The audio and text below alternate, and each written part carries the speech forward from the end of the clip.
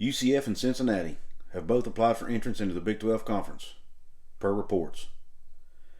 What do those schools bring to the conference?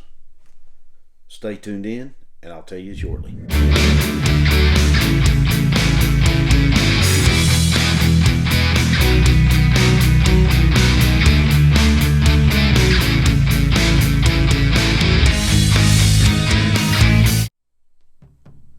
Hey everyone, welcome to another edition of Kuz's Corner, the new go-to YouTube channel for sports with a heavy dose of West Virginia Mountaineers. Still talking Big 12 expansion in this video. News came out today through several media sources that UCF and Cincinnati have officially sent applications in to be members of the Big 12 Conference. Everyone expects for those two applications to be approved and for them to be voted into the conference by the end of the week. But what I'd like to do in this video is kind of tell you what these two schools bring to the table. Why are they good options for the Big 12? Well, number one, they don't have a lot of choice. They're kind of being forced to expand in order to stay valuable and stay relevant as a Power 5 conference. But specifically in regards to these two schools, let's start out with UCF. I think UCF probably has the strongest case of the two, and here's why. Number one, they're in Orlando, which is a large city, has a population of about 2 million people. That helps. They're in the state of Florida, which is a football hotbed for recruiting and high school football there. So it gives the conference a footprint there that they haven't had. Gives them another East Coast school. So it just continues to grow their brand. UCF is really close to Disney World, and obviously that matters potentially because Disney owns ESPN, and ESPN is probably going to be the one giving them the TV deal. Another factor is UCF has one of the largest, if not the largest, number of students in the United States of any university. They have about 72,000 students enrolled right now, ballpark. That's a lot of students, and it's a lot of alumni and a lot of future alumni. So if this is a long-term play for the conference, that's a lot of alumni that they can get to TV screens and can get to ball games. UCF's a winning program.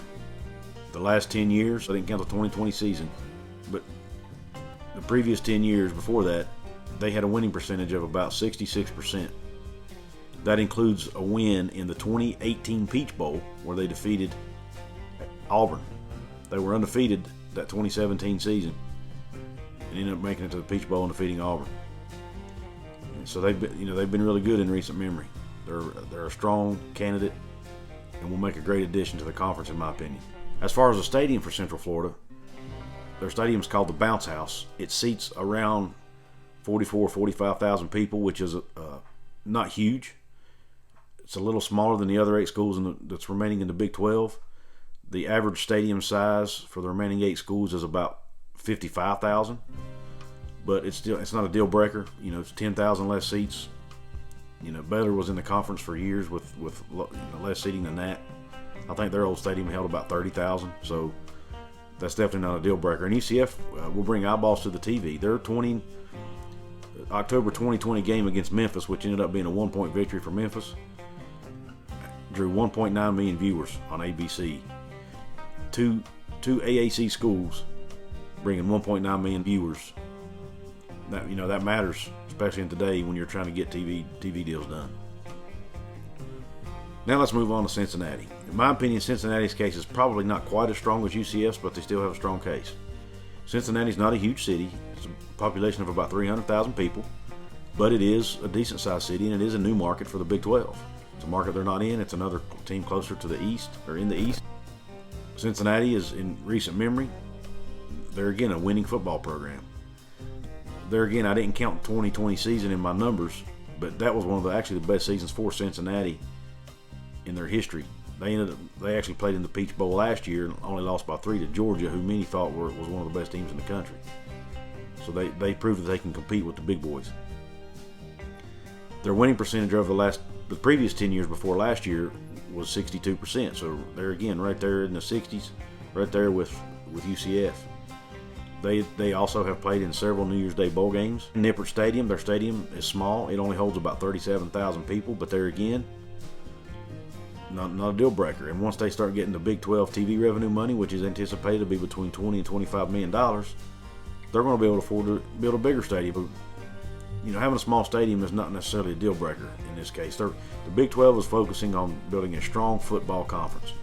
And if you want to do that, then you need Cincinnati. Luke Fickell's got them playing really good football right now, and as long as he's there, I feel like they'll do well.